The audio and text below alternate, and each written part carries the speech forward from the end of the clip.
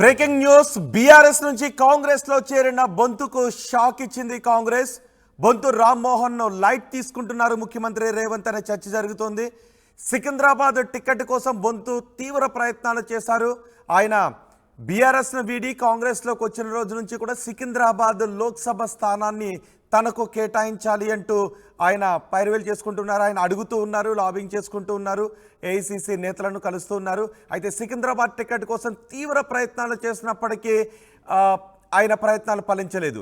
ఇటీవల మున్షిని సైతం కలిశారు బొంతు, అయినా సికింద్రాబాద్ స్థానం దక్కలేదు. మరోవైపు సీఎం అపాయింట్మెంట్ సైతం దొరకడం లేదు అనే చర్చ జరుగుతుంది. సీటు ఆశించే కాంగ్రెస్లో చేరారు బొంతు రామ్మోహన్. కాంగ్రెస్లో పరిస్థితిపై బొంతు అనుచరులు గగ్గోలు పెడుతున్నారు.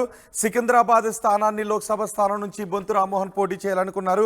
కానీ సికింద్రాబాద్ స్థానాన్ని ఇటీవలే బీఆర్ఎస్ నుంచి కాంగ్రెస్లో చేరిన దానం నాగేందర్కు కేటాయించింది అధిష్టానం.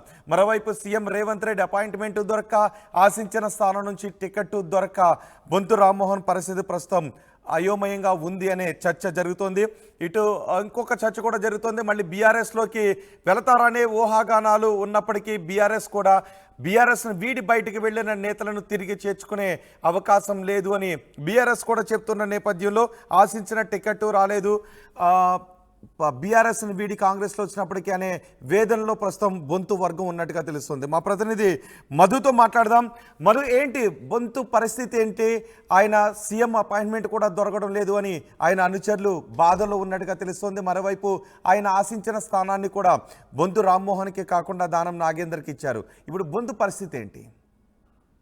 ఎగ్జాక్ట్లీ, నిజంగానే జస్ట్ రీసెంట్ గానే ఆయన సికింద్రాబాద్ నుంచి ఎంపీగా పోటీ చేయాలనేటువంటి ఒక కారణంతో కాంగ్రెస్ పార్టీలో జాయిన్ అయ్యారు. కాంగ్రెస్ పార్టీ జాయిన్ అయినప్పుడు ఆ హామీ కూడా బొంతు రామ్మోహన్కి ఇచ్చింది. దాదాపు బొంతు రామ్మోహనే సికింద్రాబాద్ నుంచి కాంగ్రెస్ పార్టీ ఎంపీ అభ్యర్థి అనేటువంటిది ఖరారు కూడా అయిపోయింది. పార్టీ పెద్దలు ఓకే చెప్పారు. రాష్ట్ర స్థాయిలో, జాతీయ స్థాయిలో నేతలు టచ్ లోకి రాకున్నా రాష్ట్ర స్థాయి నేతలు అంటే డైరెక్ట్ గా ముఖ్యమంత్రి రేవంత్ రెడ్డి, పిసిసి చీఫ్ కూడా ఆయనే, తర్వాత దీపాదాస్ మున్షి తెలంగాణ కాంగ్రెస్ పార్టీ ఇన్ఛార్జ్, వీళ్ళంతా ఓకే చెప్పారు.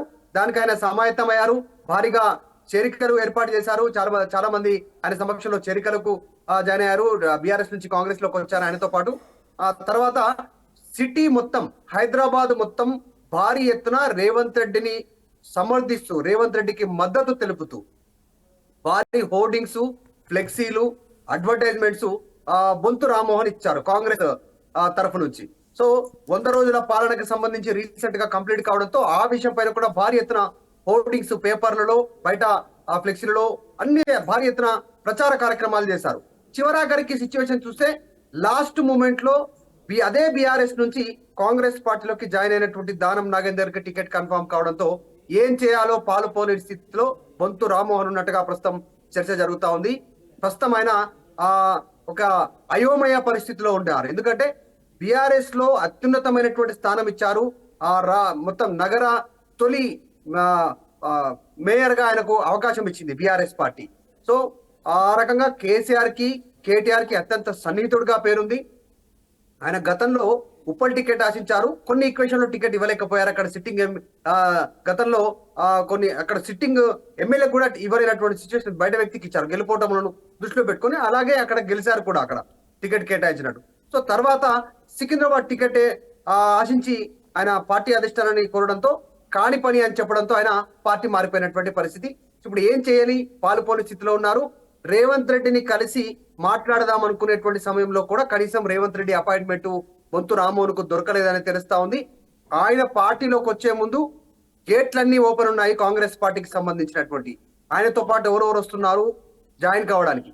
ఇప్పుడు టికెట్ గురించి అడుగుదామంటే కనీసం అపాయింట్మెంట్ బొంతు రామ్మోహన్ కి లభించట్లేదు, దగ్గరికి కూడా రానివ్వట్లేదు అనేటువంటిది ప్రస్తుతం ఆయన అనుచరులు ఆవేదన చెందుతా ఉన్నారు, బాధపడతా ఉన్నటువంటి సిచ్యువేషన్ ఉంది. సో ప్రస్తుతం బొంతు అయోమయంలో ఉన్నట్టుగా తెలుస్తా ఉంది. లేదు ఎన్నికల ముంగట తిరిగి బీఆర్ఎస్ లోకి వెళ్దామా అంటే డైరెక్ట్ మాజీ ముఖ్యమంత్రి కేసీఆర్ చాలా స్పష్టమైనటువంటి ఆదేశాలు ఇచ్చారు.